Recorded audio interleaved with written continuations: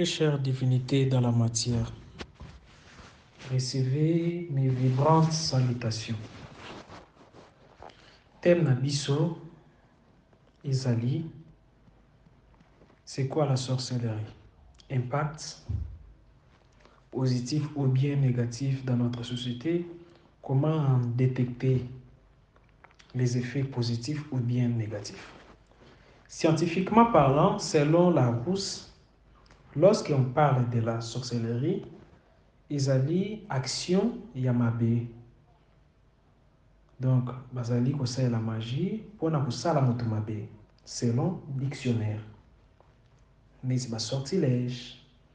Donc, ozali kosala moto mabe grâce à ma secret moko occulte, tout magique. Voilà, selon dictionnaire. Mais selon Maître Avatar, c'est quoi la sorcellerie?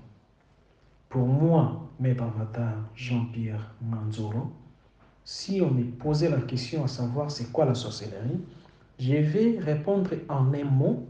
La sorcellerie, c'est la connaissance, c'est l'intelligence réservée aux initiés. Qui sont les initiés? Les initiés sont un groupe minime des élus, des choisis, les méritants, qui alors bénéficient de certains secrets occultes. Ezali groupe ya bato moko ya mokie bayebi makambo oyo bato ebele bayebi te. Mais makambo bayebi, mayelo bayebi wana ezali kwa placer bango donc na le pouvoir koleka majorité. Bakoki ko créer ba événement. Mais même que nzamba sala nyonso ezalaka double, ezali na mayele ya malamu, eza pe na mayele ya mabe. Mayelo ya malamu babengi yango la terge, la haute magie, kindoki ya nzambe. Mayele ya mabe, soki moto azosalela siko connaissance wana négativement, pour détruire, pour nuire, babengi yango la légoétique, ou soit la magie noire.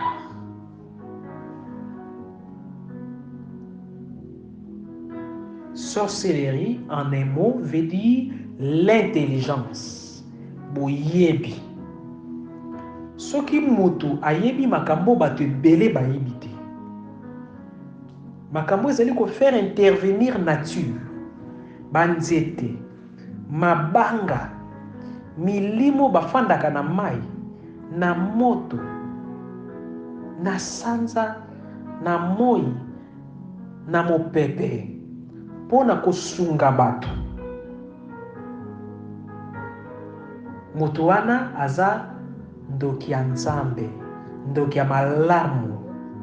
Parce que ayebi boyebi, oyo bato ebele bayebi te, mais oyo bato ebele bayebi te, azosala ngo pona asalisa bato. Moto wana aza un sage, aza un nganga mayele, aza un ndoki ya nzambe. Donc azali pratika ya haute magie, magie positive, soit la terge. Mais soki moto ayebi koma basalelaka banzete, ayebi pouvoir ya banzete, ayebi pouvoir ya mai, ayebi pouvoir ya milimo nyonso,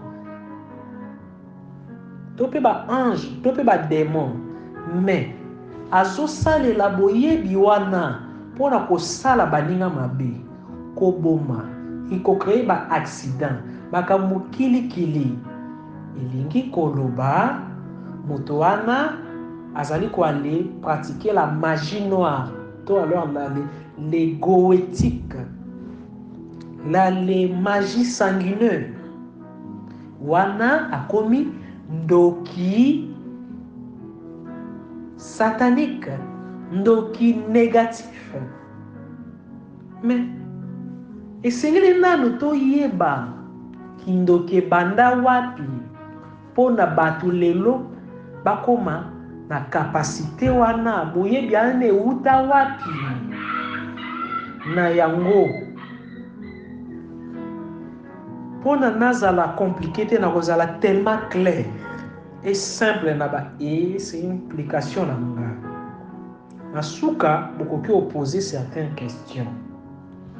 Alors soki boluki évangile Enoch omoni bible ndenge za wana balongola biloko ebele mais soki oluki ata na internet évangile Enoch soit na ba bibliothèque biblique très avancée oluki évangile Enoch évangile à Thomas un peu ça évangile à Barthélemy bon tout pas na évangile Enoch dans l'évangile ya Enoch chapitre 7 verset 10 bon to bandana kaka na bible na yo wana simbi Deutéronome chapitre 18 verset 10 à 12 et le bible qu'on ne trouve chez toi personne qui fasse passer son fils ou sa fille par les faits, personne qui exerce les métiers de devins, d'astrologues, d'augures, des magiciens,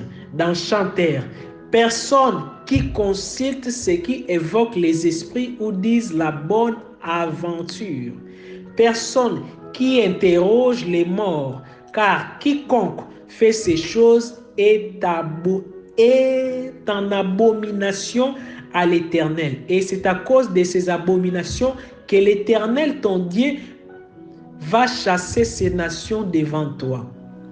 Alors que nulle part dans la Bible, l'Éternel n'a mis en cause la puissance des sortilèges.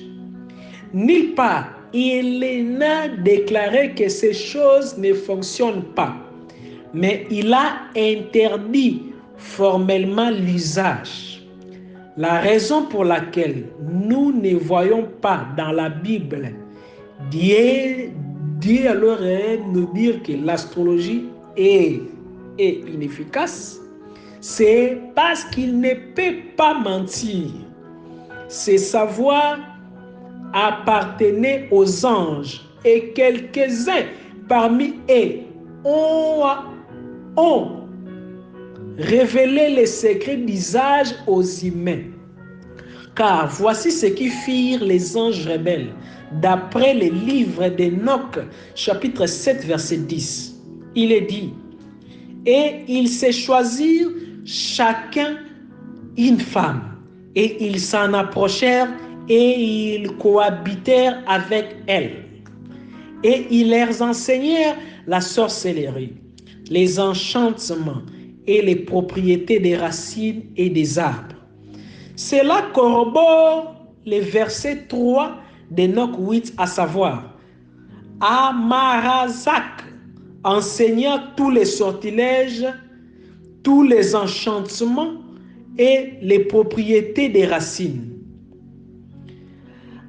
Barkayal, dont le nom signifierait éclair de Dieu, et d'après Enoch, l'ange qui a enseigné aux hommes l'art d'observer et de lire les étoiles. Mais il y a surtout Amarazak qui a de son côté enseigné à l'humanité les grands secrets des propriétés contenus dans les plantes. Comment en douter lorsque la Bible nous révèle que le premier acte du serpent ancien a été d'inciter Adam à découvrir les secrets d'une plante, à savoir les fruits de l'arbre de la connaissance du bien et du mal. Or, cet arbre contenait des secrets que Dieu, pour des raisons que nous ignorons, entendait peut-être un temps nécessaire, n'est pas révéler les vérités à l'homme. Et le serpent a dit vrai, quand il en révélerait les propriétés, vos yeux s'ouvriront. Le troisième œil dans la magie. Eh bien, tous ceux qui pratiquent l'occultisme ou s'y intéressent savent qu'il y a un lien étroit entre les très nombreuses plantes et la sorcellerie. Nous avons par exemple dans la magie dite blanche, mais elle est aussi liées à certaines entités des hauts astrales. Et alors, des bas astrales. Et on utilise souvent des plantes ainsi que certains secrets. Mais l'essentiel est l'ange Amazarak. Yende mutu. Tango ba ange bafandaki na likolo, basepeli na basi ya mokili, bakiti na mokili. Bango moko bale poni basi. Bazalaki plus de 200. Mokonzi na bango kombo ne ezalaki Shemiaza.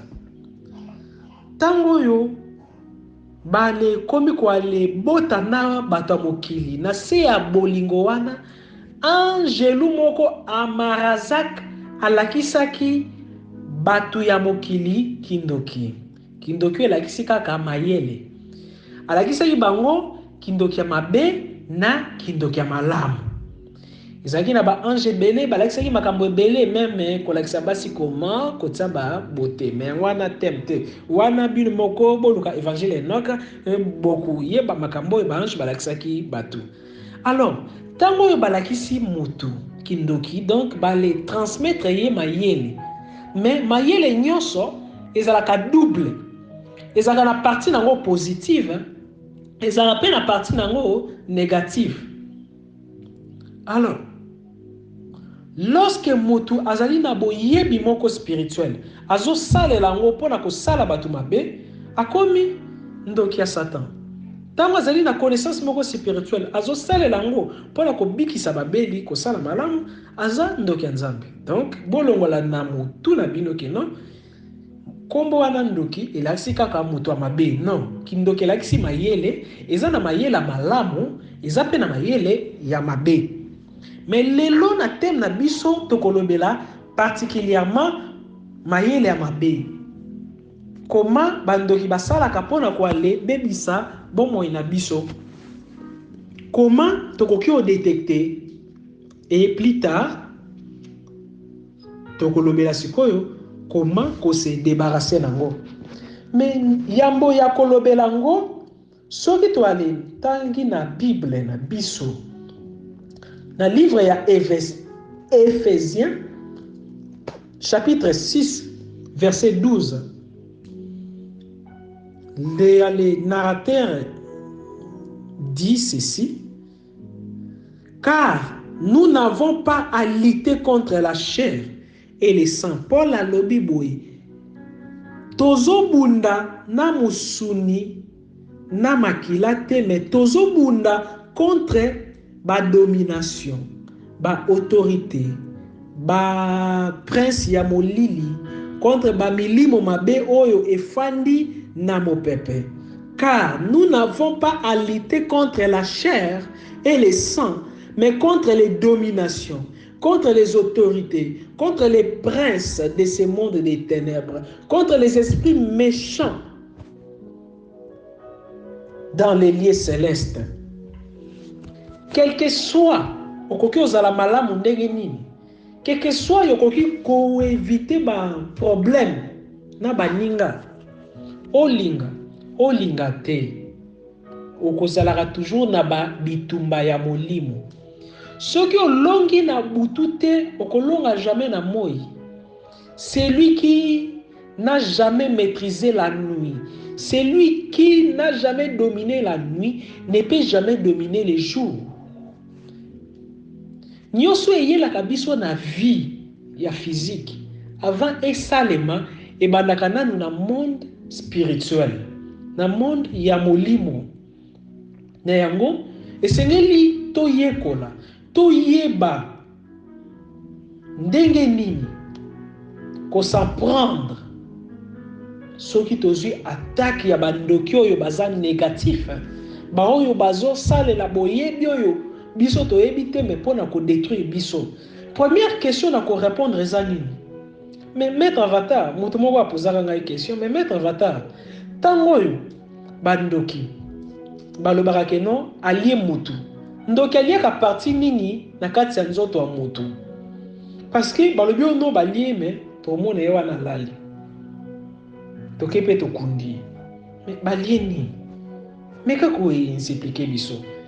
lorsque balobaka ke non ndoki alie mutu ezali teke azwi mutu wana akomisie cabri akomisie loso akomisie dendo akomisie biscuit akomisie yaourt akomisie fufu na fumbwa. Non, pas nécessairement. J'ai bien dit pas nécessairement. Ça peut être possible mais pas nécessairement parce que ça perte.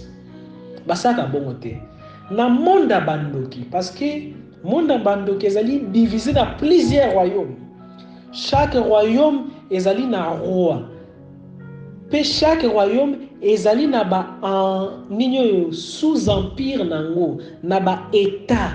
Chaque état ezali kaka comme le grand Hermès Trismégiste dira, nyoso eza likolo eza netu eza na se. Ndenge kaka na monde na biso ezalaka organisé, ndenge pe kaka na monde na esprit ezalaka organisé comme tozolobela royaume bandoki. Basala ba royaume ebele. Alors, kuna basalaka pe ba commerce. Omoni époque ya ba koko na biso babandaki ko aller somba bato basombi bato mwindu bakena bango na poto bazosalisa bango babilanga babenga bango ba esclave. Marché ya ba esclave ezaki na Zanzibar par-ci par-là. D'ailleurs Amérique esomba pe bato belé, Europe esomba pe bato, Portugal pe ezaki pe moko ya poro oyo babandaki ko aller teka bato na alors Zanzibar. Eh bien même pratique wana na monde spirituel, na monde bandoki, pratique ya achat ya ba esclave ezalaka. Bakoki na royaume ya bandoki baza na besoin ya batu pona batongela bango bandako. Mais d'œuvre ezate. Kuna bandoki bazaka, kuna bakendaka kuna basengaka cher. Babino esengeli to somba nde ba esclave. Baza na wenze ya bandoki, wenza bandoki ezali. Na wenza bandoki wana basalaka ndenge nini? Soki moto oyo oza na mokili ozali na makasi ya molimo te, osambelaka te, oyebi mozindo ya losambo te, oyebi mystère oyo ebatami na sima ya mokili oyo te, bakoki babomi yo na mokili oyo. Supposons na lali, na loti, na kufi.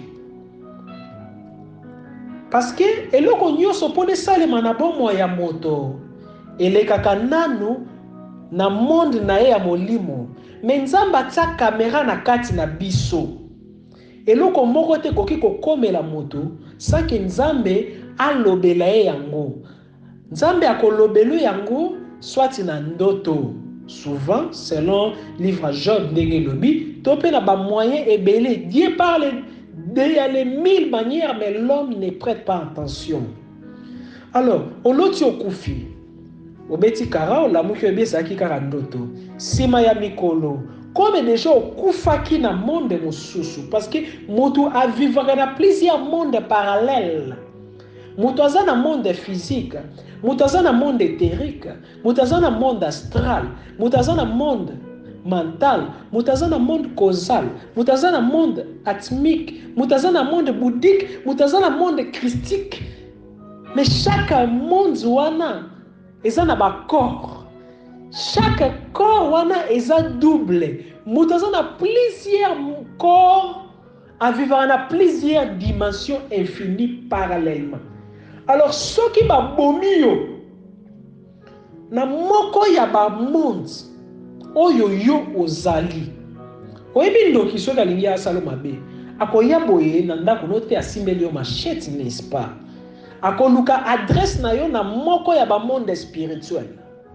Soki abomi yo kuna na monde ope kokufa, soki abotoli yo mboko kuna na monde ope, soki ozaki na commerce okwei faillite, soki a touché santé na yo na moko ba monde sima ya mikolo pe na monde ope okwei pe malade. Nga na traita bato, na traita motu aza na sida, na traita motu yaza na insuffisance rénale. E banaki keno alali aloti azolia. Soko loti ozolia niyama elakisi ke bazo kotisa soit envoûtement na vie na yo, soit bazo kotisa maladi na kati ya santé na yo. Oloti ozolia niyama, oloti mino ebukani, protection no cassé. Mais si je ne sais pas bandoto te, na kangi parenthèse. Alors ceux qui va toucher déjà, na monzo wana, yebaka na monzo yo, oko subir conséquences. Tango ko kufa, olike o kende ko ale pema, oko pema te. Bandoki yo babomaki yo, bakoya bazui molema na yo, bazui âme na yo. Je parle bien de l'âme. L'esprit te mais âme na yo. Bakozwa âme na yo. Déjà on a levé la différence entre le corps, l'esprit et l'âme. Bakozwa âme na yo bamemiango na wenza bandoki. Bakoteka ngo. Bazui mbongo. Bakoki pe bakomisi yo esaleli. Bakoki bakomisi yo sani. Oyebi bandoki bazara nkwa parce que molema mutu ebongwanaka ama mutu echanza ba forme.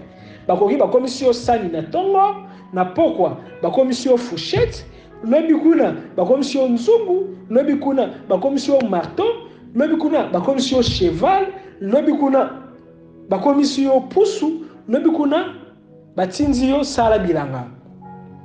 Misalo bakosali soku na yangwana.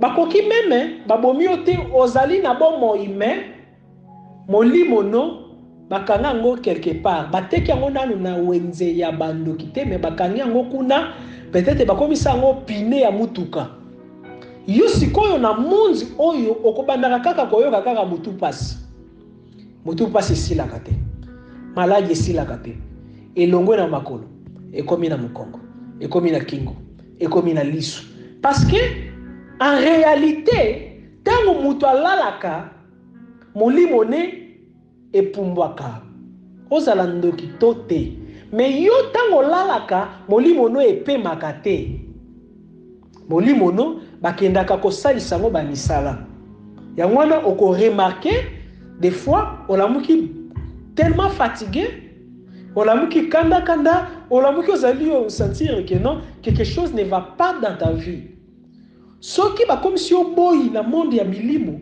na monde oyo même ata oluki musala ndenge nini même ata bale kabeli yo mbongo comme ozali esclave kuna mbongo wana ekosila parce que eza monde ya molimo bote dirigeaka monde physique mais soki esaliki baza na besoin bateka yo na wenze zando ya bandoki esengeli balongola yo na bomoi. Donc soki balingi bateko na zando te bakoki batiki yo na bomoi me bakanga molimo no esclave esalaka musala quelque part mais soki balingi bateka yo esengeli yo pe balongolo pe na bomoi. Supposons nzambe asalaki yo mpona vivre 30 ans comme ozangi vie ya losambo vie na yo ezali kaka baboîte de nuit mibali basi kindumba moyibi olingi koyekola makambo ya molimo te esali ke okufi na donc babomi yo na 20 ans alors que nzambe atiaki yo mpona obika 30 ans 10 ans wana okolekisa ngo na monda bandoki bakosalisa bamakambo ya mabe bakoki bakomisi molimo na yo ekendaka mpona eyibaka bamama batekaka na bawenze eyibaka na babanke bakoki bakomisi molimo na yo bakotisi yango na société ya Andramelek. Andramelek aza démon oyo asalaka ke bana mike bakufaka bakoki bakomi otindaka molimo na yo mpona obomaka bana mike bakoki batindaka molimo no mpona esalisaka ba-accident bakotisi yango na kati ya entreprise compagnie ya Démon de Midi. Démon de Midi asalisaka ba-accident mingi na 12h na 13h ezali na bakompagnie kuna na monde ya bandoki bakoki bateki yo na moko ya bakompagnie bakosalisa makambo ya mabe soki 10 ans no ekoki mende makambo wana yo kosala wana ya mabe ezokota na compte ya masumu na yo soki osali 10 ans na yo kuna ta na yo nzambe atielaki yo mpo no vivre na mokili oke kovivre yango na monde ya bandoki osali bamabe soki okufi nzamba kosambisaka yo na bamabe wana osalaki pe na monde bandoki. Okoki koale kotela ngo lifelo bakoki pe bazongisi yo na mokili mpona ofuta bamabe wana nyonso osalaki. Bazongisi yo na famille pauvre, bazongisi yo malade. Mais tango yo kokufa kuna na monde bandoki, bato nyonso yo osalaki bamabe na monde wana babandaki kotinda yo wana, bakotumba te yo, bakonyokola yo na monde bato bakufa. Pona mutu soki akufi ezaka voyage mobimba oyo yakendaka, okozala malere.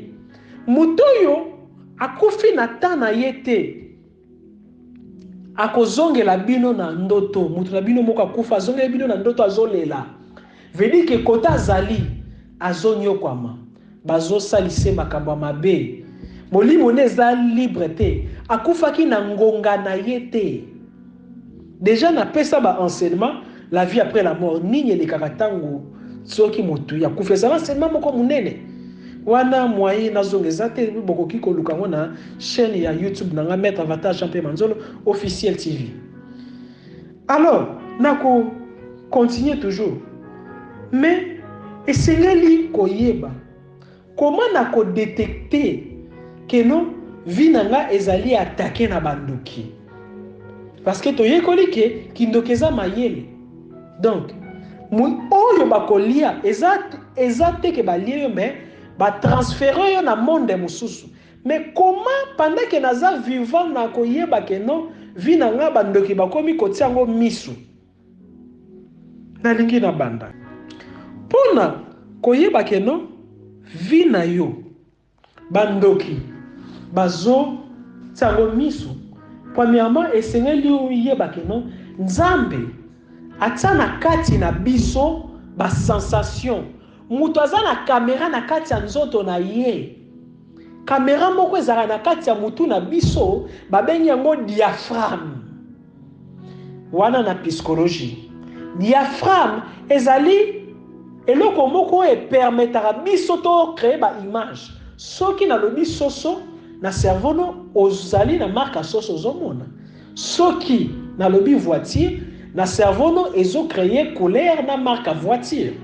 Eza diaphragme mutu créaka ba image wana. Mais diaphragme wana ezali pe neti capteur, neti photo, neti caméra ezwaka ba image nyonso ekoki oleka na molimo na biso. Et enregistraka ngo na subconscient na biso. Subconscient eza nini? Subconscient eza na cerveau na biso. Nyonso bosanaka efandaka na subconscient. Mais subconscient wana travaillaka na cassette moko enregistraka makambo nzamba tsango na kati na biso ezaka na CRT na biso pembeni ya motema. Babengi yango mémoire akashique. Mémoire wana na subconscient na biso soki mabe lingi ye la biso, mémoire wana communiquaka na ba ange gardien na biso. Malgré que lelo nazolobela ba ange te, mais esengeli quand même na beta moi point wana. Moto nyonso nzamba tinzi na mokili azaka na 4 anges oyo babatelaka ye. Date obotami soko botamaki le 22 février ezana ange Ayahel. Ezali puis alors na ero obotami ezana ange mususu. Na moi oyo obotami ezape na ange mususu. Na année oyo pe obotamaki ezape na ange ya année. Tout ça organisé. Mutu na 4 anges à battre la cahier. Mais à part ba 4 anges wana moto na nzoto na ye azalaka na bouclier, azalaka na kifinuku, azalaka na ebatelisami, ebombeli o ezipa ye babenga ngo aura to champ magnétique. Aura wana eza bouclier. Mabe ekoki okota na kati na yo te soki aura wana vibrete. Soki aura wana fongwami te. soki ora wana epesi ndingisa to mpe nzela te eza lokola dgm eza lokola dgrade ezali lokola bagarde frontière okoki okota te sans ke bakontrole ye soki okoti bakontrole yo te eza faille lidusu ezali eza fraude eza faiblesse mboko ezanga frontière eza faible mutu pas ape na bafrontière à chaque fois okofanda osanti basuki ya mutu etelemi elakisi ke corps étranger vibration moko ekoki ozala ya nzambe ekoki ozala ya satan eza na vibration moko elingi epénétre yo nzoto no esengeli elenga basuki ya mutu esengeli etelema okoki koyoka mato ebeti lokola basifle to mpe tokoki koyoka solo me mutu te azoyoka solo ka yo moko ozoyoka solo elakisi ke esprit moko eyebani te soki eza ya nzambe to ya satan me eza présent elingi epénétre yo champ magnétique na ye elingi epénétre yo très important wana ezali basensation mais soki odéveloppe spiritualité okoyeba kodétecte ke vibration na sentir eza ya malamu te ndenge na yoki faso basuki ya mutu etelemi eza eloko moko mabe elingi ekota na kati na nga cher frère cher sœur soki diable alingi koatake yo esengeli aneutralize champ magnétique na yo tokoki ndoki moko azwi kaka foto na yo peut-être mpe kaka kombo aprononce JP kote ozali na lakeli yo mabe azala ndoki te na maloba moto à chaque fois moto alobaka la sorcellerie c'est la parole kindoki eza maloba kibonganga eza maloba banganga nzambe balobaka mpona bato bapambolama banganga satan balobaka po alors nini bato bapambolama base ya magie base ya pouvoir eza maloba mais maloba ezaka maloba te maloba ezaka kaka maloba pamba te la parole n'est pas que parole maloba eza au-delà ya oyo toyokaka wana na kati ya maloba ezalaka na makelele na kati ya makelele c'est-à-dire les sons na kati ya makelele ezalaka na ba vibration veut dire eningisale ameli na kati ya ba vibration ezalaka na ba ondulation na kati ya ba ondulation ezalaka na ba esprit c'est-à-dire tango moto alobaka nzambe asali mokili na nini na lilomba te alobi likolo ezala likolo efandisami alobi banzete ezala banzete ebotisami tout na maloba à chaque fois mutu alobaka aliberaka milimo soki mutu alobeleli yo maloba mabe alakeli yo oyoka to oyoka te mutu alaki ke yo Jean-Pierre okobonga te maloba eliberaka milimo mabe soki maloba wana eza ya mabe maloba eliberaka milimo ya malamu soki maloba wana eza ya malamu lorsque il déclenche ces verbes les esprits s'évaporent chaque évaporisation produit des effets cosmiques eza mêmement tango alobi maloba l'esprit va voyager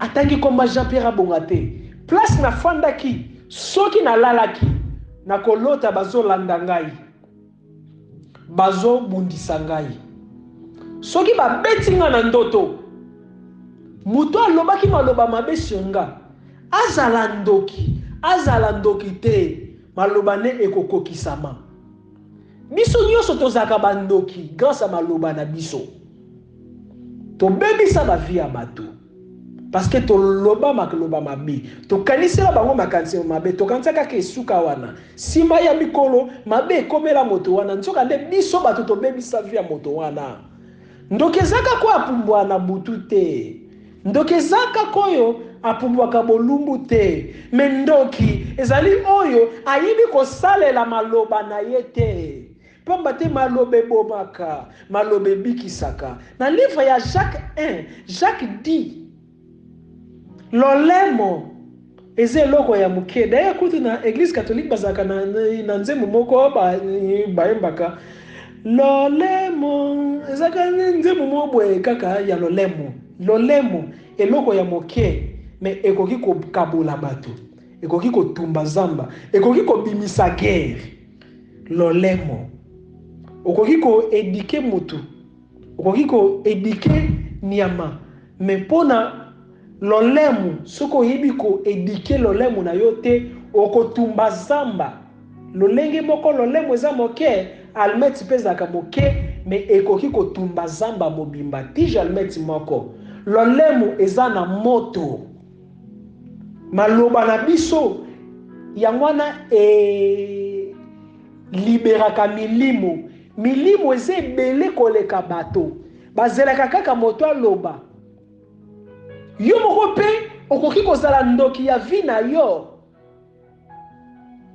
olobi ngai nayaki kaka mpona kotika baninga ngai libota na ngai itosukaka kaka mabe boye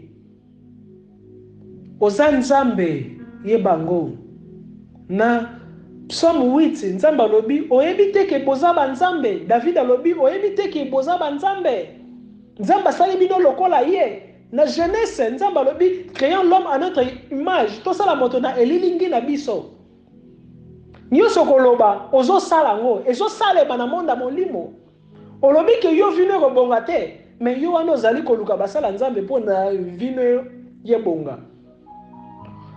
Jean 1:1, lobby au commencement était la parole et la parole était avec Dieu et la parole était Dieu et tout ce qui a été fait n'a jamais été fait sans la parole.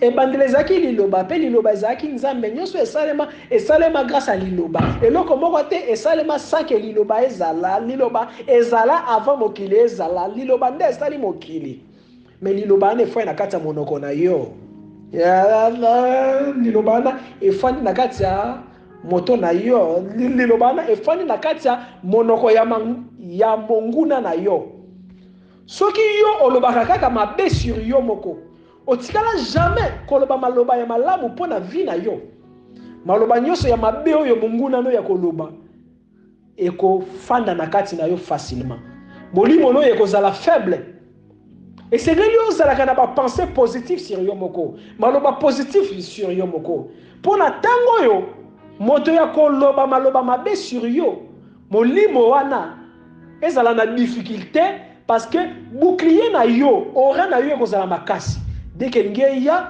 nzoto no ekolenga ebengani yango soki ye na butu bayeba lebundisa yo na butu okopumbwa lokola ndeke banguna na yo batikali na se mais soki yo na bandoto na yo mino ebukanaka déjà olongwa na ndako ba parents mais olota koza kaka na ndako ba parents eza déjà kindokezo landa yo la sorcellerie négative bazali déjà ko aller freiner yo osili sa classe obanda musala mais olota kolata kaka uniforme jamais yo ko évoluer osala ka musala tel mais olota kozo pepa toilette tout là ezali banini symptômes déjà négatifs.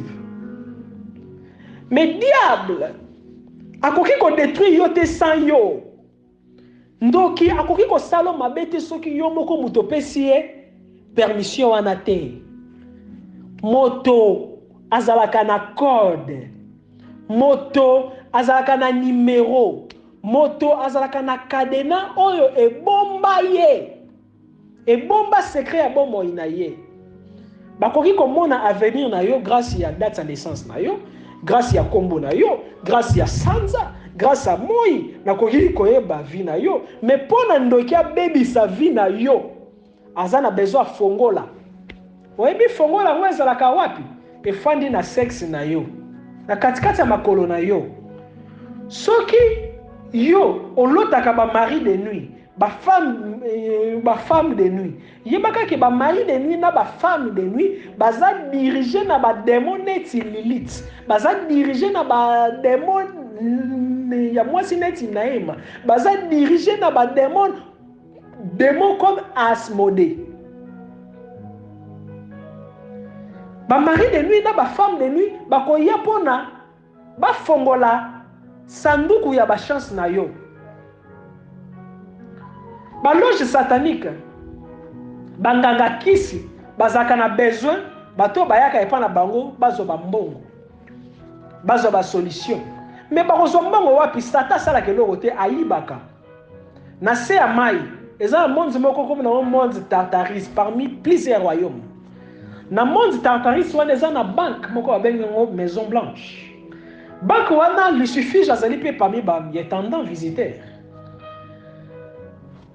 Pe nani démon moko moto a maîtriser kango comme on epeza li pe na livre ya Job Léviathan.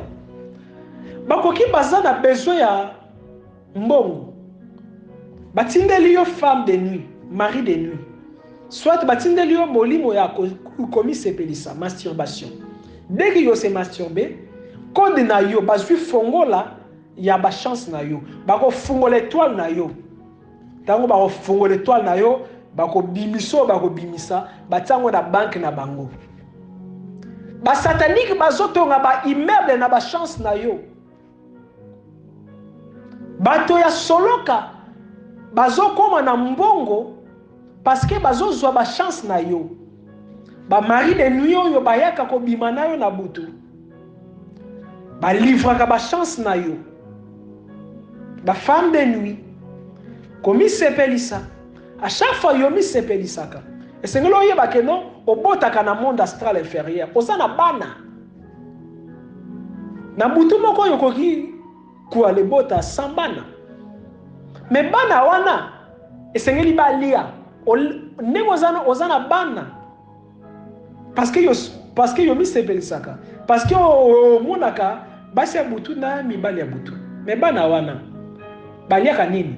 Baliaka énergie vitale na yo. Alors que via mutu eza protégé na énergie vitale. Ce qui énergie vitale na yo eza diminuer oko subir hémorroïde ici la kate. Infection ici la kate. Ba malchance à chaque fois mutu ya kolako eloko ana et c'est quelqu'un boire les bébés na kaka na mutu yango. Rien ne marche. À chaque fois yo kozwa mbongo pona o bande entreprise et c'est ngeli okoya. Et ça a conséquence. Le diable ne peut jamais t'attaquer sans toi. Yoboto laki mwasi abatu. Yoboto laki mobali abatu. Muto yoboto laki mwasi tope mobali ayimaki na kombo na yo. Maloba ezaka na pouvoir ceux qui muto ana za na raison. Maloba wana e voyager e kangi yo. Tant jo wale botamaki maloba nini ba parents na yo balobaki. Parents olingaki yo bota mwana mobali. Mwasi aboti mwana ya mwasi. Oyobia yo boti lisusu nini mwana mwasi na sepele na ngate. Ndenge kaka papa osepela kite wana o bloquer mwana maloba wana yeko bundisa mwana na vie mobimba. Na se akanda olakela ki mwana no mabe. Na se akanda yomi lakela ki mabe. Soit olakela ki nzambe mabe, bi nzambe azalaka te, alingaka nga te. Alors que nzambe azala kati na yo. Moto akokozala te sans nzambe. En réalité, dans l'homme c'est l'esprit et cet esprit est nzambe. À chaque fois osambelaka nzambe ya ko répondre azala likolo te. Nzambe a répondaka biso na prière, azalaka na kati na biso. Ye wana esprit. Mais soki opetoli molema na yo, soki opetoli nsoto na yo, nzambe alali na kati no akolamuka. Nasepelaka na nzembo moko bayembaka. Si la mer se déchaîne, si les vents soufflent fort, Si la mer t'entraîne, n'aie pas peur de l'amour. Il n'a pas dit que tu coulerais, il n'a pas dit que tu sombrerais, il a dit allons vers l'autre bord. Si ton cœur est en peine, si ton corps est souffrant, c'est un peu ça. Donc, esengeli oyeba kotala bomoi na yo. Yango wana nde kindoki maloba na yo.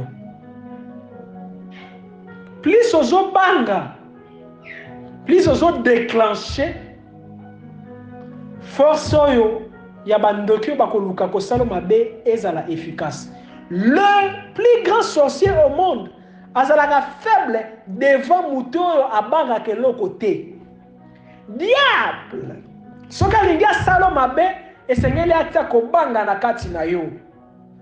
Plus okomi kobanga banga, plus okomi même na doute concernant l'existence na yo, plus okomi ko se sentir na insécurité, plus okomi pe na insécurité. L'homme est le fruit de ses émotions. Dès que l'homme est dans la insécurité, porte tikali polele, bandoki bakosala basali, bakolono oyo baloni, bakobebiso oyo bakobebisa. Oyebi ndeko nanga naza makambo ebele ya koloba na yo. Mais tenza muke. Oyo na lobi. Eza kaka mwa 1 millième ya oyo na kokaki koloba concernant kindoki. Soki opambola maki, numéro maître Avatar Jean-Pierre Manzou Lezali, 00243 81 611 867.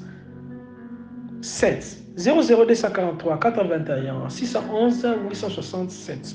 Vous avez des questions, vous avez des problèmes, contactez-moi dans WhatsApp. Chaîne YouTube est Maître Avatar Jean-Pierre Manzolo officiel TV. Facebook Jean-Pierre Manzolo ou bien Maître Avatar Jean-Pierre Manzolo.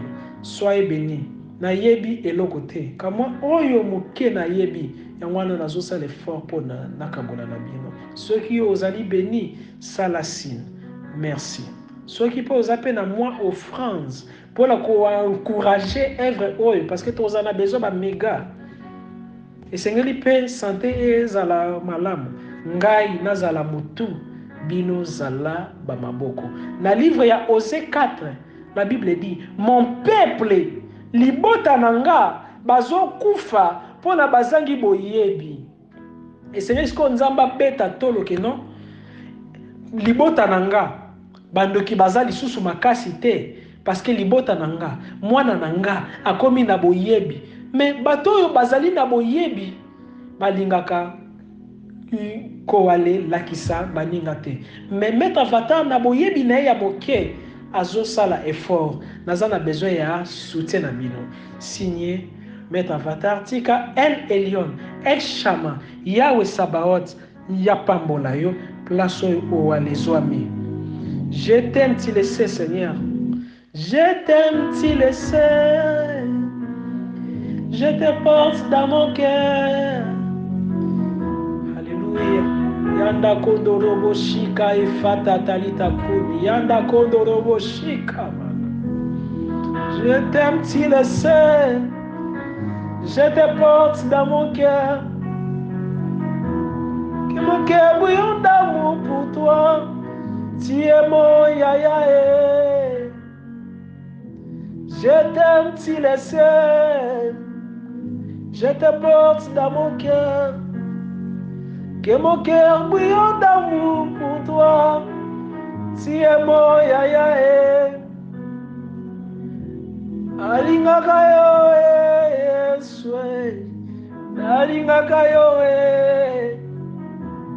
Deva banguna Yeswe. Nalingaka yo nakata malani Yesu. Nalingaka yo nakati ya kolela Yesu. Nalingaka yo oza famile ya suka nangai. Oza famile ya suka Yolingenda ya Moïse, Yahweh. Yolingenda ya Moïse. Banguna basambwa Jésus. Banguna basambwa. Yonde Yahweh Rafananga. Yonde Yahweh Raphaël. Miso baveugle. Miso baveugle. Yokalo sambo, Yeswe, yokalo sambo. Nalinga kayo, Yeswe. Nganga monene, nganga monene. Tambola na mai, Yeswe, tambola na mai. Longa Satana, Yeswe, longa Satana. Nalingi nazinda, Yeswe, nalingi nazinda. Pesa mayele, Yeswe, pesa makasi. Soyez bénis, merci beaucoup. Dans la matière. Aujourd'hui, nous allons parler de la sorcellerie. Signé Maître Avatar Jean-Pierre Manzolo.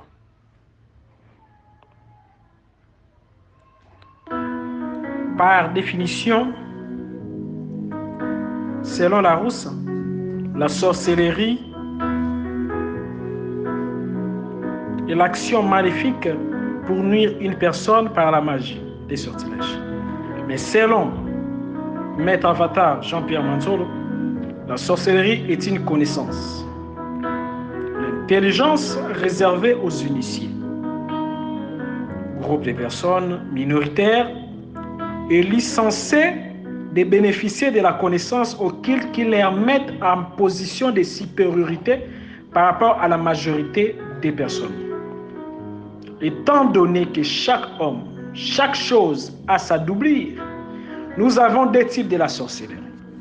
Nous avons la tergie et la goétique. La tergie qui est une puissance plus haute que toute sagesse humaine, qui embrasse les bienfaits de la divination, les vertus purifiantes de l'initiation, bref, toutes les opérations de la possession divine. En d'autres termes, c'est une forme de magie qui permet à l'homme de communiquer avec les bons esprits et d'invoquer les puissances surnaturelles aux fins louables d'atteindre Dieu.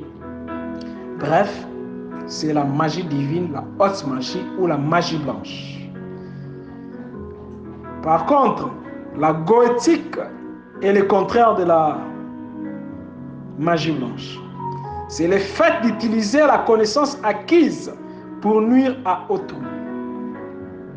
Bref, c'est la magie noire. La sorcellerie veut dire connaissance. La connaissance. C'est lui qui sait faire intervenir la nature, les arbres, les esprits des eaux, les esprits du feu, la lune, les étoiles, les soleils, dans le but ultime d'aider les autres. Eh bien, cette personne est un bon sorcier, autrement appelé un sage, un sacrificateur, un pratiquant de la magie positive. Mais si quelqu'un connaît le pouvoir des arbres, maîtrise les pouvoirs de tous les esprits, anges et démons, pour nuire les autres, en créant les accidents, les maladies incurables, les malédictions, eh bien, cette personne pratique la magie noire. C'est-à-dire la goétique, la magie sanguinaire. C'est un satanique de pire espèce. Parlons de l'origine de la sorcellerie. Selon le livre de Deutéronome, chapitre 18, versets 10 à 12, Dieu dit qu'on ne trouve chez toi personne qui fasse passer son fils ou sa fille par le feu, personne qui exerce les métiers de devin, d'astrologue, d'augure, des magiciens, d'enchanteurs, personne qui consulte ce qui évoque les esprits ou disent la bonne aventure, personne qui interroge les morts, car quiconque fait ces choses est en abomination à l'Éternel. Et c'est à cause de ces abominations que l'Éternel, ton Dieu, va chasser ces nations devant toi. Cependant, nulle part dans la Bible, l'Éternel a mis en cause la puissance des sortilèges, mais il a interdit l'usage. Pour cela, Dieu ne dit nulle part que telle science est efficace. D'après le livre d'Enoch, ce sont les anges qui ont révélé aux humains les différentes connaissances en rapport avec l'astrologie, la magie, blanche ou noire. Dans le livre d'Enoch, chapitre 7, verset 10, il est mentionné: ils se choisirent chacun une femme et ils s'en approchèrent et cohabitèrent et ils les enseignèrent la sorcellerie, les enchantements, les propriétés des racines et des arbres.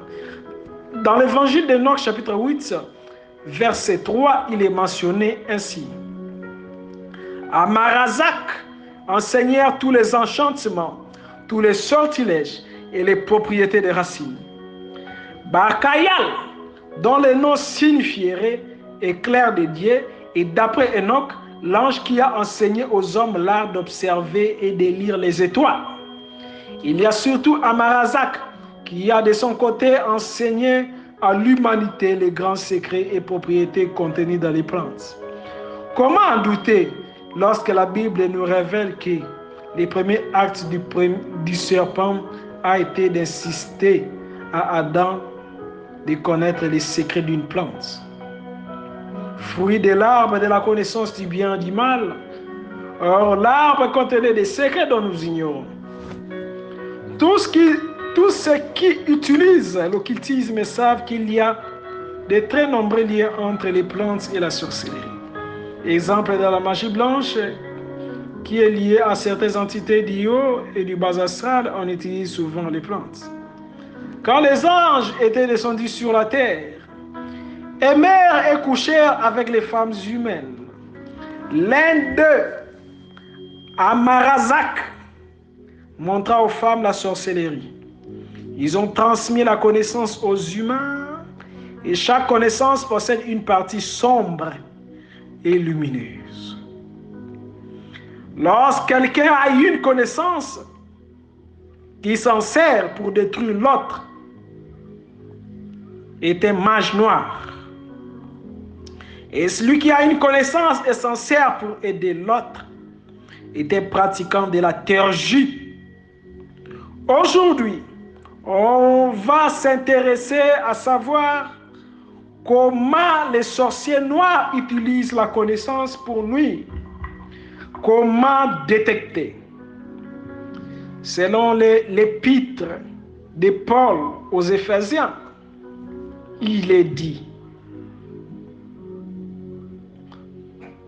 6e chapitre, verset 12, on lutte contre les dominations, contre les autorités et les principautés des ténèbres. Ceci dit, vouloir ou pas, nous aurons toujours les combats spirituels. Celui qui n'a jamais dominé la nuit ne peut jamais dominer le jour. Tout ce qui nous arrive, les jours, commence d'abord la nuit, d'où nous devons savoir comment faire face à ces attaques. Quelqu'un m'a posé la question de savoir comment les sorciers mangent la personne tuée pendant qu'on la voit avec tous les parties de son corps au cercueil. Très chers frères, très chers sœurs, divinité dans la matière que vous êtes, fils du Dieu très haut. Quand l'on dit les sorciers ont bouffé une personne, cela ne veut pas nécessairement dire qu'il y a transformation à un poulet, dindon ou chikwang ou banane plantée. Non. Les sorciers ont plusieurs royaumes Ce sont des États organisés auxquels exercèrent les commerces. À l'époque de nos ancêtres jadis, on pratiquait le commerce triangulaire ou vente des esclaves. De même, cette pratique existe dans le monde des sorciers. Dans les marchés des sorciers, on tue les incrédules. Tu rêves que tu es décédé. En réalité, tu es décédé dans un autre monde, mais pas dans une autre. Car l'homme vit dans plusieurs mondes parallèles. Quand un sorcier veut tuer, il cherche ton adresse. Dans les mondes parallèles et les mondes physiques, ne serait-ce qu'une conséquence.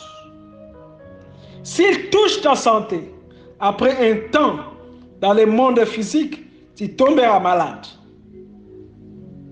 S'il vole tes finances, dans l'un des mondes parallèles, tu vivras une pauvreté sans précédent.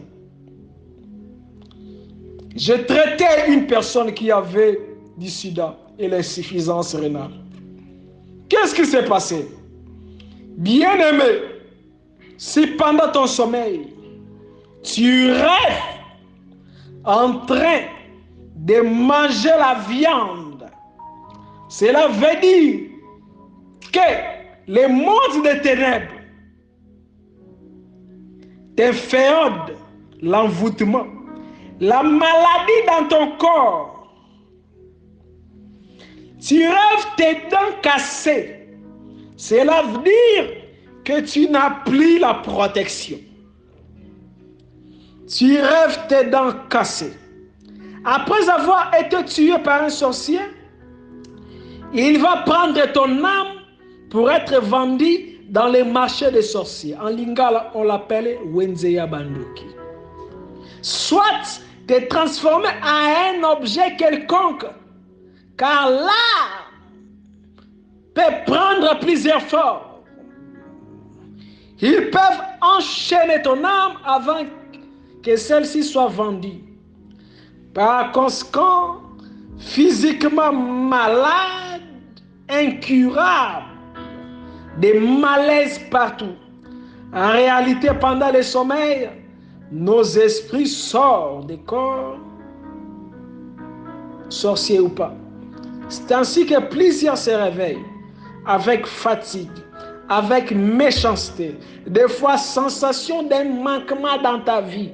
Si dans le monde des esprits, tu es enchaîné, même si l'on te donne une somme d'argent de valeur colossale, cela ne te servira à rien. Si les sorciers décident de te vendre dans les marchés des sorciers, il faudra nécessairement que tu sois tué physiquement. Supposons que dans la durée de ta vie, Dieu avait chiffré que tu devais mourir à 30 ans. Cela veut dire que les 10 ans restants, tu les passeras dans le monde des sorciers auxquels tu seras soumis aux travaux forcés esclaves. Ton esprit sera errant et apte à exécuter des missions confiées, vol dans des banques. Tout comme ton esprit peut être intégré dans les sociétés d'Andramalek, qui est un démon qui favorise la mort des gosses, des enfants. C'est ton esprit peut être intégré dans la société des démons de midi, qui lui favorise les accidents à 12h et 13h. Après tes 10 ans passés dans le monde des sorciers, les péchés commis entrent directement dans tes propres karmes et Dieu te jugera pour ça. Un des membres des familles d'SD, mais vous revient à rêve en pleurant, veut dire qu'il est en train de souffrir là où il est. Son esprit n'est pas libre. Très chèrement, divinité dans la matière, esprit supérieur que vous êtes. Je vais maintenant parler de comment détecter que je suis envoûté par les sorciers. Pour savoir que tu es victime de mauvais œil, il faut d'abord savoir que Dieu a mis en nous les sensations. Nous avons la diaphragme. Nous avons la diaphragme qui permet de créer les images. C'est aussi un capteur, une caméra qui prend toutes les images, qui peut passer dans notre esprit et l'enregistrer. Une fois attaqué, la mémoire akashique communique tes anges gardiens sur la situation. Rapport de la situation. Chaque personne possède un bouclier qui lui couvre l'aura ou champ magnétique. Aucun mal ne peut arriver sans la réaction ou l'accord de l'aura. C'est comme les gardes frontières. Personne ne peut entrer sans être contrôlé. À chaque fois que tu sens les redressements des cheveux, les chairs des poules, cela veut dire qu'un corps étranger cherche à pénétrer ton système sécuritaire, ton territoire privé. Tu peux sentir une odeur qui peut être bonne ou mauvaise, mais quand tu développes la spiritualité, tu seras capable de détecter si la sensation est bonne ou mauvaise. Bien-aimé, si le diable veut t'attaquer, il faudra qu'il réussisse à neutraliser ton champ magnétique. La sorcellerie est basée sur la parole. Quelqu'un peut, à l'aide de ta photo, faire des déclarations maléfiques ou bénéfiques, car les esprits sont libérés pour exécuter la parole. Nous sommes tous sorciers grâce à nos paroles, car plusieurs vies ont été détruites par nos paroles. Un sorcier n'est pas seulement celui qui vole nu la nuit, car Jacques indique la langue et peut des choses, mais il peut créer des scandales. Toi-même, tu peux être le sorcier de ta vie en prononçant les mauvaises paroles ou sentences contre ta propre vie. Psaume 8 dit, nous sommes des dieux. Tout ce que tu déclares, cela se crée. Jean 1 dit, au commencement était la parole, cette parole habite dans ta langue. Cette parole habite dans la bouche de ton ennemi. Tu dois avoir les pensées positives sur toi-même. Tu as déjà quitté la maison de ton père, mais tu continues à rêver d'y habiter. C'est un signe de la sorcellerie négative qui te poursuit. Tu as fini les études et tu travailles, mais tu rêves en train d'étudier aux humanités avec les uniformes, esprit de freinage. Tu rêves en train de vider les faux sceptiques, blocages, pratique de l'homosexualité, pratique de lesbianisme, pratique de la bestialité, la fornication, les stats, etc. Tout ça n'est que des symptômes négatifs. Il y a plusieurs. Mais le diable ne peut t'attaquer sans ton accord. L'homme a un code, un numéro, un cadenas qui garde sa vie. L'on peut voir ta vie grâce à la date de naissance, soleil, lune, étoile. Mais pour qu'un sorcier détruise ta vie, il a besoin d'une clé. Cette clé est dans ton sexe. Si tu rêves les maris et femmes de nuit, sache qu'ils sont dirigés par les démons Lilith, Asmodée. Les monstres Tartaris qui se trouvent sous l'eau possèdent une banque que l'on appelle Maison Blanche. Cette banque loge les trésors, les richesses qui t'appartiennent, mais volées grâce au mari, femme de nuit ou grâce à la masturbation. Les occultistes construisent les immeubles grâce à tes chances. Ils deviennent plus riches car tes trésors sont livrés à chaque nuit dans la Maison Blanche et cela alimente la fortune des occultistes. Les rapports sexuels que tu as chaque nuit permettent d'avoir les enfants qui se nourrissent de tes énergies vitales. Si ton énergie vitale diminue, conséquence, infection interminable, hémorroïdes interminables, malchance, rien ne marche. La parole a du pouvoir. Si la personne a raison, prendre par force l'homme ou la femme d'autrui. Mauvaise parole pour la naissance d'une fille. Ces mauvaises paroles vont combattre la fille toute sa vie. Prononcer les mauvaises paroles sous la colère crée des désastres dans notre futur proche ou lointaine. Il faut bien regarder ta vie. Tes paroles, c'est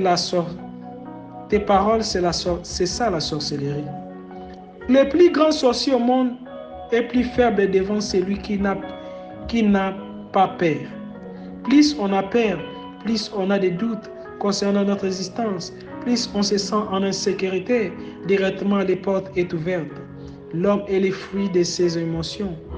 Voilà aujourd'hui une opportunité que vous devez saisir pour votre délivrance. Rien n'est difficile à Dieu et aucune situation n'est impossible devant les créateurs.